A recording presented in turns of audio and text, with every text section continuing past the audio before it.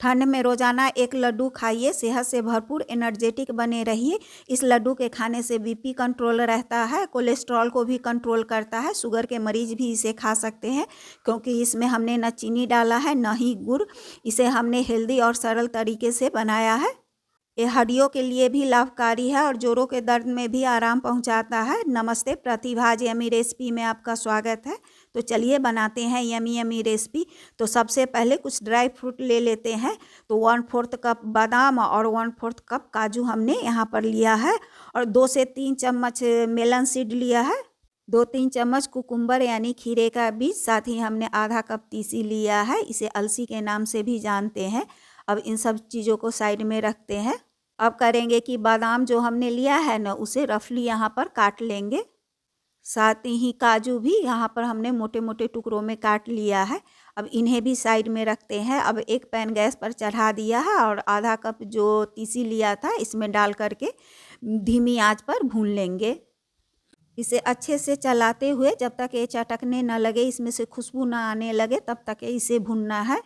Omega 3 fatty acid मौजूद है, fibre भी भरपूर मात्रा में मौजूद है और साथ ही ढेर सारे विटामिन भी बड़े से लेकर के बच्चों तक के लिए फ़ायदेमंद है। इस रेसिपी को आप ज़रूर ट्राई कीजिएगा, बहुत जल्दी बन भी जाता है और तीसी खाने के अनेक फ़ायदे हैं। ये हड्डियों के लिए लाभकारी है और जोड़ों के दर्द में भी आराम पहुंचाता है।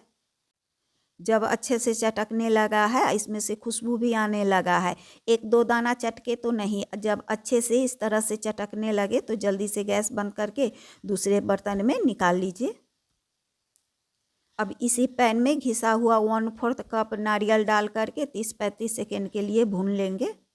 फिर यही पैन गैस पर चढ़ा दिया है और इसमें डाला है 1 चम्मच के करीब माने घी।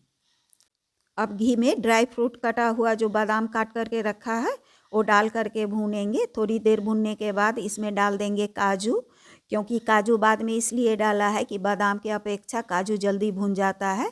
जैसे ही काजू पर कलर आने लगे तो गैस को यहाँ पर ऑफ कर देंगे।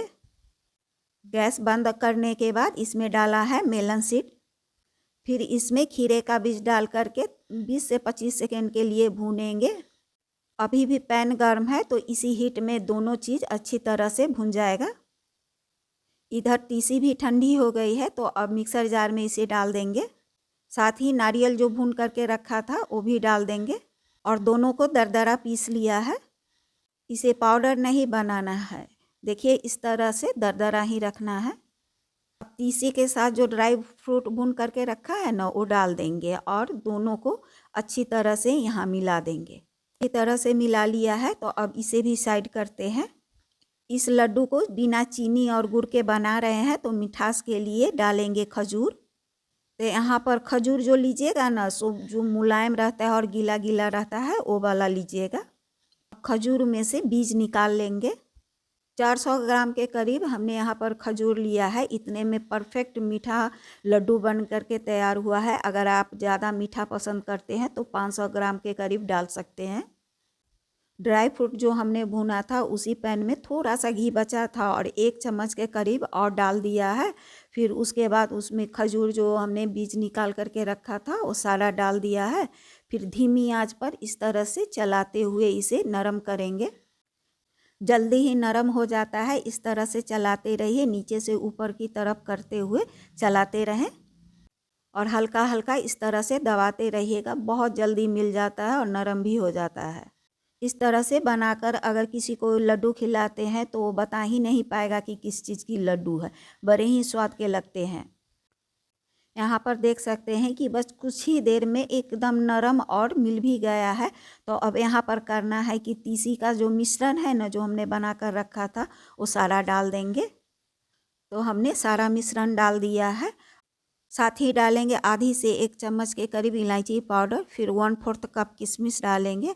अब इन मिश्रण को अच्छी तरह से यहाँ पर मिलाएंगे। यहाँ पर फ्लेम को लो ही रखिएगा, बहुत ही जल्दी और आसानी से मिक्स हो जाएगा। मिक्स करने के बाद इसे थाली में ट्रांसफ़र कर देंगे। थाली में डालने के बाद इस तरह से फिर से मिक्स करेंगे जिससे जल्दी ठंडा हो जाएगा।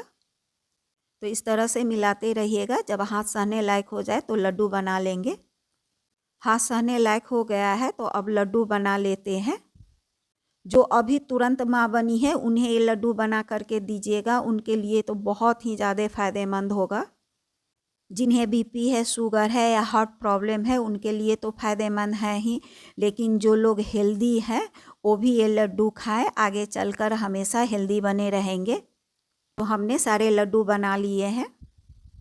अब इन्हें साफ़ सूखे डब्बे में स्टोर करके रख लीजिए। बड़े तो बड़े, बच्चे को भी बना करके दीजिए। तीसी खाने के बहुत सारे फ़ायदे हैं, आपको तो पता होगा ही। बाई चांस अगर पता नहीं है तो इस वीडियो में हमने बता ही दिया है। इस तरह से लड्डू बना करके अगर बच्चे को खिलाते हैं तो बड़े चाव से खाएंगे। तो एक लड्डू हर रोज़ सुबह दूध के साथ या गुनगुने पानी के साथ खाइए और हमेशा स्वस्थ रहिए। ये रेसिपी आपको अच्छी और फ़ायदेमंद लगी हो तो प्लीज़ सब्सक्राइब, लाइक, शेयर करें। फिर मिलते हैं एक नई रेसिपी के साथ। तब तक के लिए bye, take care, thank you.